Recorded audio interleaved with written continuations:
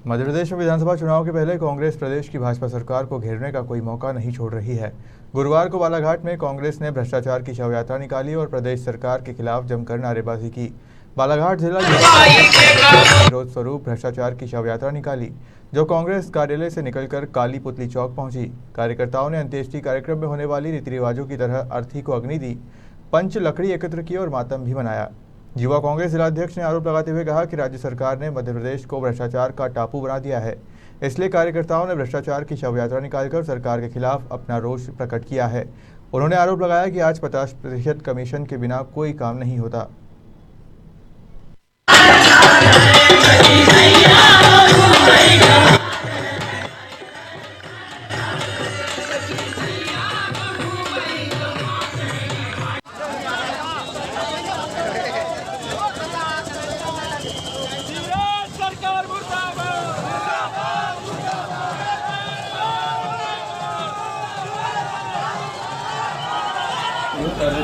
किस कारण से आपने किया और क्या खास है इसमें? भाजपा की भ्रष्ट नीतियों के खिलाफ और जो भाजपा के द्वारा मध्य प्रदेश में एक आतंक का माहौल, भय का माहौल, डर का माहौल त्राहिमाम कर रही है जनता। महंगाई के कारण लोग मरने को तैयार हैं, बेबस हैं, लाचार हैं।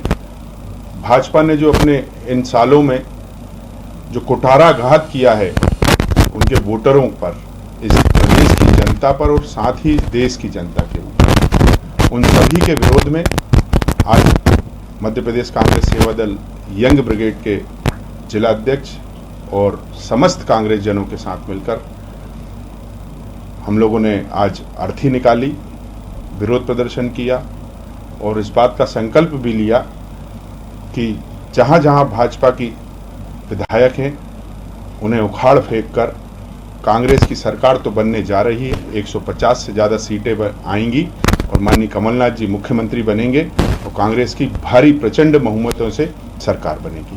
क्या लगता है महंगाई और जो मुद्दे हैं तो 5 साल में लगातार देखने मिल रहे हैं, अभी क्या जरूरत पड़ेगी? अभी यूथ ब्रिगेड को बाहर निकलना पड़ा और सड़क पर उतर के ऐसा प्रदर्शन कर रही है। यूथ ब्रिगेड को बाहर इसलिए निकलना पड़ा कि माननीय राहुल जी ने 2018 में ही सेवा दल यंग ब्रिगेड का निर्माण किया। 2018 में जब सेवा दल यंग ब्रिगेड बनी, उसके बाद पूरे देश में सेवा दल के युवा साथी की टीम पूरे देश में हल्ला मचा रही है।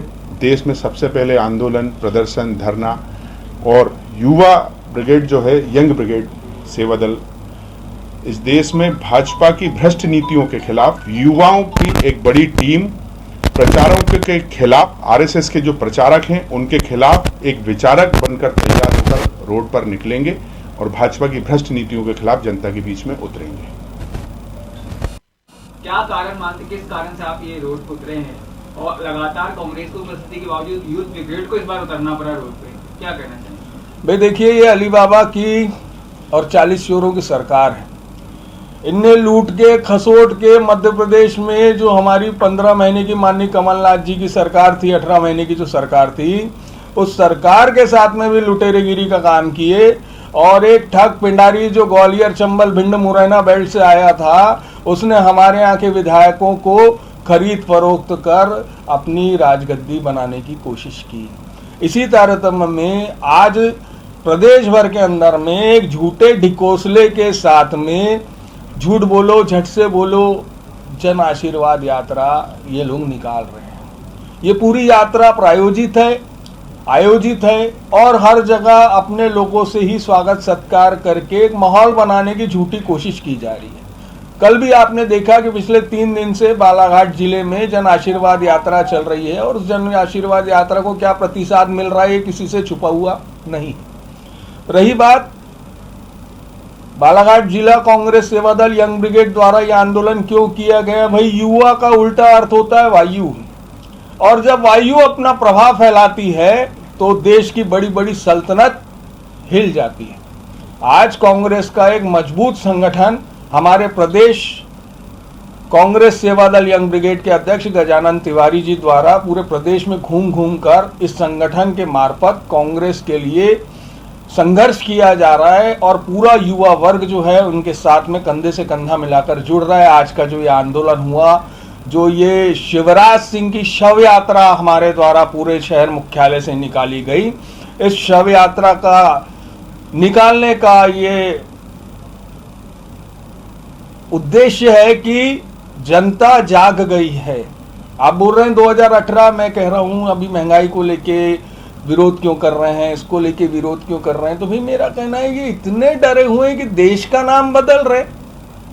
भाई भारत, हिंदुस्तान, इंडिया, मैं कल सोच रहा था इंडियन आर्मी, अब क्या नाम रखेंगे? भाई सोचने की बात यह है, आप झिल्ली बदलने में विश्वास रखते हैं, अंदर का मटेरियल वही रहे, कुछ भी हो झिल्ली बदलो, एक पर्दा और चढ़ा दो ताकि हमारा सब छुपा रहे। वो एक होता है शुतुरमुर्ग साहब, शुतुरमुर्ग को जब टेंशन होती है तो रेत में मुंह डाल लेता है और उसको लगता है कि उसकी पूरी बॉडी सुरक्षित हो गई और बाद में उसका शिकार हो जाता है। तो ये बहुत भय के साथ में ये लोग वन नेशन वन इलेक्शन को लेके भी जो बातें कर रहे हैं, शिवराज सिंह जी को समझ में आ रहा है, छत्तीसगढ़ में समझ में आ रहा है, राजस्थान में समझ में आ रहा है कि तीनों राज्यों में सरकार कांग्रेस की बनने जा रही है, मध्य प्रदेश में माननीय मुख्यमंत्री कमलनाथ जी बनने जा रहे हैं। अभी तो इनका सिस्टम ही सही नहीं हो रहा है। शिवराज सिंह जी अलग, सिंधिया जी अलग, नरोत्तम मिश्रा अलग, नरेंद्र सिंह तोमर अलग, इतने सारे फाड़ हैं कि उन फाड़ों को जोड़ ही नहीं पा रहे हैं। और सबसे बड़ी चीज है, हर दूसरे दिन तो 2-3 विधायक, 2-3 पूर्व विधायक हमारी कांग्रेस में आ रहे हैं। कांग्रेस एक बहुत बड़ी विचारधारा है, इस विचारधारा के अंदर में जिस तरीके से लोग आ रहे हैं, हम सबको समाहित करते चले जा रहे हैं। अभी जो बात जनहितवाद यात्रा कर रहे हैं, जी, पूरा बयान ये है कि आप जो आरोप लगा रहे हैं उन लोगों पर, अगर मैंने विकास किया तो आशीर्वाद लेने जा रहे हैं, इस मुद्दों को लेके जनता के बीच भाई मैंने बड़े बड़े फ्लैक्स और पोस्टरों में देखा कि उसमें लिखा हुआ है कि जो कहा वो किया। तो मैं आप सभी पत्रकार साथियों से ये सवाल पूछना चाहता हूं कि क्या कहा और क्या किया, आपको ये बताना चाहिए। आपके 2008 के घोषणा पत्र को, 2013 के घोषणा पत्र को, 2018 के घोषणा पत्र को आपको सामने रख के उनका फ्लैक्स लगाना चाहिए। ये कहा था और ये क्रियान्वित किया, ये किया। भाई जो कहा वो किया, तो क्या कहा था और क्या किया ये आपको बताना पड़ेगा। जनता इतनी बेवकूफ नहीं है, जनता को आप मूर्ख समझ रहे हो। कोरोना काल के अंदर हताहत इतने लोग हमारे परेशान हुए, हमारा बालाघाट मुख्यालय नक्सली प्रभावित होने के बाद में भी ऑक्सीजन प्लांट अब जाके डाला है। आईसीयू की कितनी बड़ी व्यवस्था है, डायलिसिस की कितनी बड़ी व्यवस्था है। अगर शहर में भूमि पूजन के पत्थर गिनना चालू करेंगे आप, तो मेरे हिसाब से 20,000 से आज ज्यादा पत्थरों का लोकार्पण और भूमि पूजन किया गया है। क्रियान्वित कितना हुआ है, इस पे बात करो।